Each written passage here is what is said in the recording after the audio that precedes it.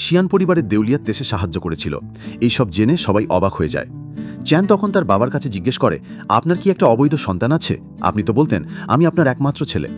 জিলং তখন আবার নিজের মনে মনে বলে, সে তো সবসময় এমনটাই বলে, আর শিয়ান পরিবারের টাকাতেই তার সন্তানরা বড় হচ্ছে। এইসব শুনে চ্যানের মা চ্যানকে সামনে থেকে সরিয়ে দিয়ে তার বাবাকে 3-4টে থাপড় লাগিয়ে দেয় আর বলে, আমার শিয়ান পরিবারের টাকায় তোমার অবৈধ সন্তান পালন করছো? তোমার এমন করার সাহস কিভাবে হলো? সে অস্বীকার করছিল। চ্যানের মা তখন তার কান ধরে তাকে নিয়ে যায়। তার মার খাওয়ার শব্দ এখান পর্যন্ত শোনা যাচ্ছিল। নিজের মাকে এত রেগে দেখে চ্যান লুকিয়ে যায়। এরপর চ্যানের মা জুচাংকে বলে, সাউয়ে কখনোই তার দ্বিতীয় ছেলের কথা প্রকাশ করেনি। চ্যানের বাবা লুকিয়ে তাদেরকে দেখছিল। চ্যানের মা বলে, এখন একমাত্র সমাধান হলো তুমি সিমিকে নিজের সঙ্গে রাখো। তার চিন্তাভাবনা আমাদের অনেক সাহায্য করতে পারে, আর আমাদের শিয়ান পরিবারের দেউলিয়া হওয়া থেকে রক্ষা পাবে। জুচাং বলে, কিন্তু ইতিমধ্যেই তো চ্যান এবং সিমির ডিভোর্স হয়ে গেছে, এখন আমরা তাকে কি বলে রাখবো?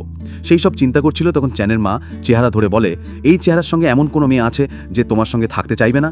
তখন জুচাং অবাক হয়ে বলে, তুমি চাইছো আমি সিমিকে বিয়ে করি? এটা কখনোই হতে পারে না। ও আমার ভাগ্নি বউ ছিল, আমি তাকে বিয়ে করতে পারবো না। সে বলে, তুমি তোমার বোনের কথা মানবে না। আমার ডটার ইন ল যদি আমার সিস্টার ইন ল হয়ে যায় তাতে তোমার কি সমস্যা? সিমিকে দেখো, ও কতটা হ্যাপি হয়ে ঘুরে বেড়াচ্ছে। জুচ্যাং তখন তাকে কাটবিয়ে বলে, যাও গিয়ে তোমার চোখ পরীক্ষা করে আসো। সে বলে, তোমার কাছে টাকা আর আমি ছাড়া কি আছে? মূলত একাকী থাকার সুযোগ দিচ্ছিল। এরপর চ্যানের মা জুচ্যাংকে বলে, প্রকৃতপক্ষে এক মাস্টার আগে থেকে প্রেডিক্ট করে দিয়েছে যে শিয়ান পরিবারের দেউলিয়া হবে, তাই এই মুহূর্তে শুধু সিমি আমাদের সাহায্য করতে পারে। এইসব বলে সে সেখান থেকে চলে যায়, তাকে ভাবার সময় দেয়।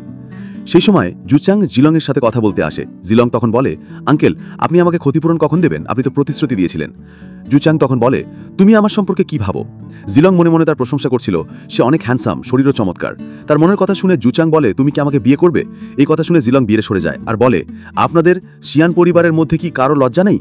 আমার ডিভোর্স কম্পিটিশন প্রয়োজন, সেটা তো আমাকে দিচ্ছেন না, এখন আবার বয়স্ক লোককে আমাকে বিয়ে করতে বলেন। আমাদের এই ভিডিওটা সম্পূর্ণ ইউটিউবে দেয়া আছে। ইউটিউবে ভিডিওটা যাদের কাছে ইংলিশ ভাষায় চালু হবে, At the beginning of the story, Sia was crying about a report. তারা ভিডিওটা স্টপ করে ভিডিও সেটিং থেকে বাংলা ভাষা করতে পারেন। গল্পের শুরুতে সিআইটি রিপোর্ট নিয়ে কাজ ছিল।